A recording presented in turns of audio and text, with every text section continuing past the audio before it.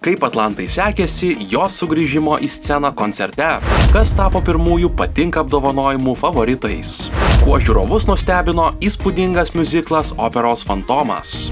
Visa tai naujame Niekas niekam video dabar.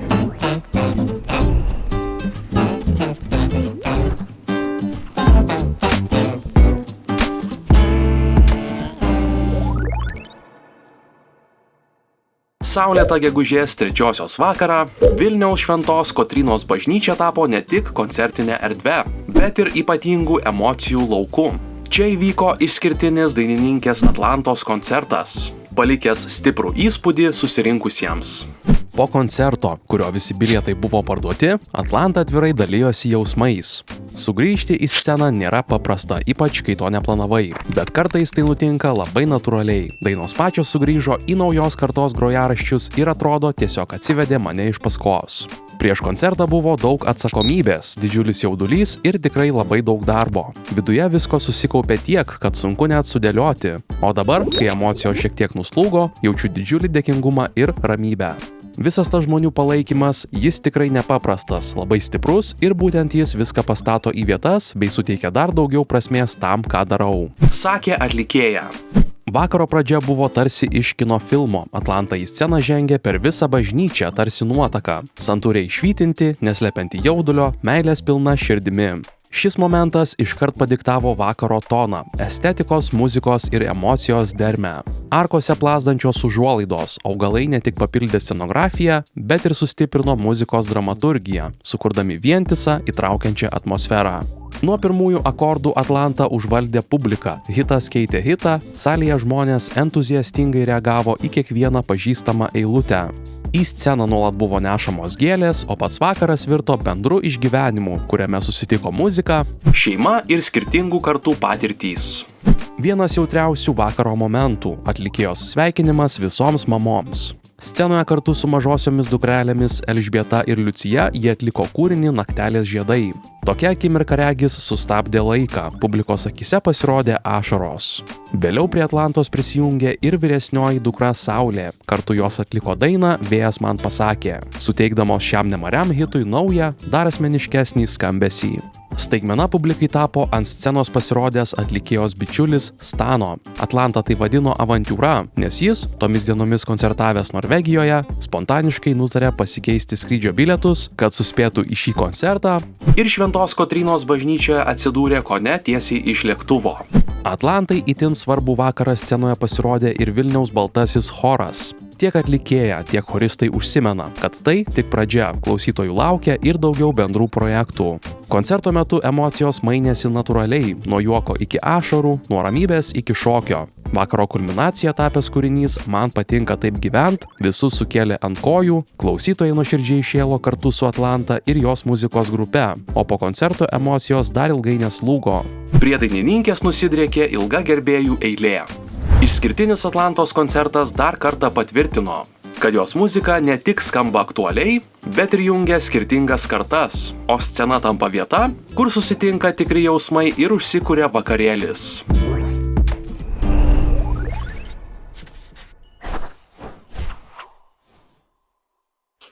Gegužės 17 vakarą Klaipėdoje vyko pirmieji patinka apdovanojimai, kuriuose netrūko ne tik netikėtų nominacijų, įspūdingų atlikėjų pasirodymų, bet ir šmaikščių akimirkų. Tai vakaras, kai nuomonės formuotojai ir jų kuriamas turinys atsidūrė pačiame dėmesio centre.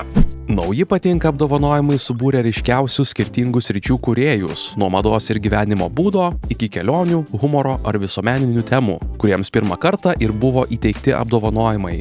Patinka apdovanojimuose vertinamas įvairiose srityse sukurtas turinys, nuo kelionių, gastronomijos ar gyvenimo būdo iki humoro, edukacijos ir aktualijų. Tarp kategorijų patinka požiūris, patinka proveržis, patinka kelionės, patinka skonis, patinka suprasti, patinka humoras ir kitos. Didžiausias dėmesys čia skiriamas ne tik kūrėjų populiarumui, bet ir turinio kokybei, jo kuriamai vertei bei poveikiui auditorijai. Patinka stilius tapo bene viena žinomiausių nuomonės formuotojų Lietuvoje – Karolina Meskino. Patinka gyvenimas – Indrė Jasnauskaitė. Patinka savijauta – turinio kūrėjos Žemiau bambos, o patinka skonis – Kristinos Šimkienės projektas Ant medinės lentelės. Paulius Samoška, sparčiai didinantis savo sekėjų skaičių YouTube platformoje, gavo net 2 statulėles – patinka kelionės ir patinka labiausiai. Na, o žinomas humoristinio turinio kūrėjas Justas Pečeliūnas atsiėmė apdovanojimą už humorą. Politologas Linas Kojala tapo patinka suprasti favoritu. Patinka proveržis Karolis Žukauskas, patinka požiūris Andrius Tapinas, o patinka ilgai Beata Nicholson. Šių apdovanojimų esmė ne vien sekėjų skaičius ar matomumas. Vertinant nominantus, ypatingas dėmesys buvo skiriamas turinio kokybei ir originalumui. Tai kūrėjai, kurie ne tik pritraukia dėmesį, bet ir formuoja nuomones.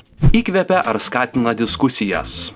Nominantai buvo atrinkti pasitelkus pažangius duomenų analizės sprendimus, o galutinius nugalėtojus rinko ekspertų komisija. Be to, žiūrovai taip pat turėjo progą įsitraukti. Specialioje kategorijoje galėjo balsuoti už savo favoritą.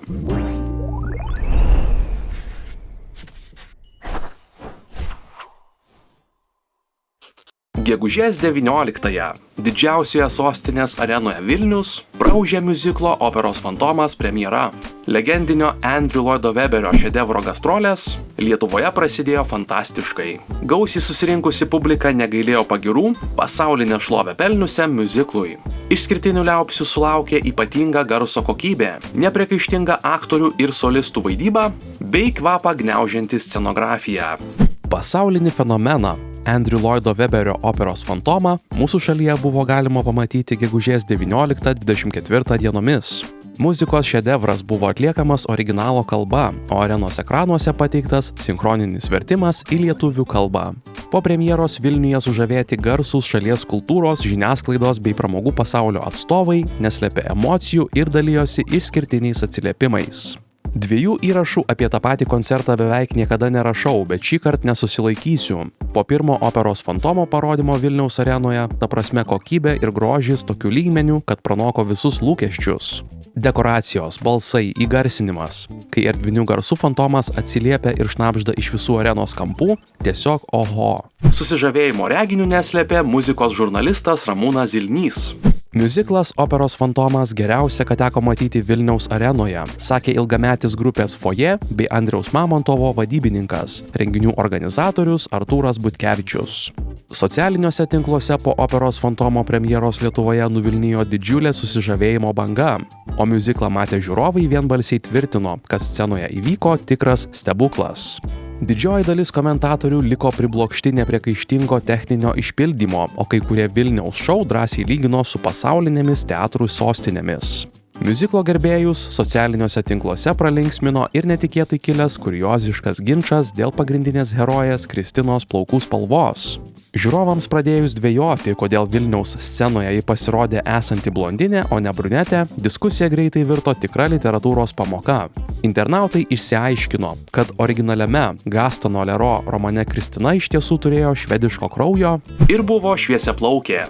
Visai miuziklo scenografijai ir įrangai atgabenti panaudota net 15 didžiųjų jūrinių konteinerių, o kartu su jais atkeliavo ir garsusis toną sveriantis 3 metrų pločio sietynas, papuoštas 6000 krištolo karoliukų. Sietynui valdyti naudojamas specialus 3,5 tonos galios keltuvas.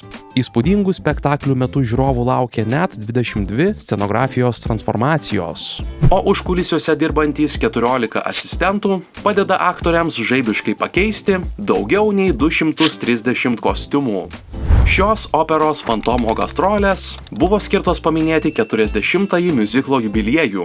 Nuo pat premjeros 1986 Londone istorija apie paslaptingąjį fantomą ir jo meilę Kristinai Daje pavergė daugiau nei 160 milijonų žmonių širdžių visame pasaulyje.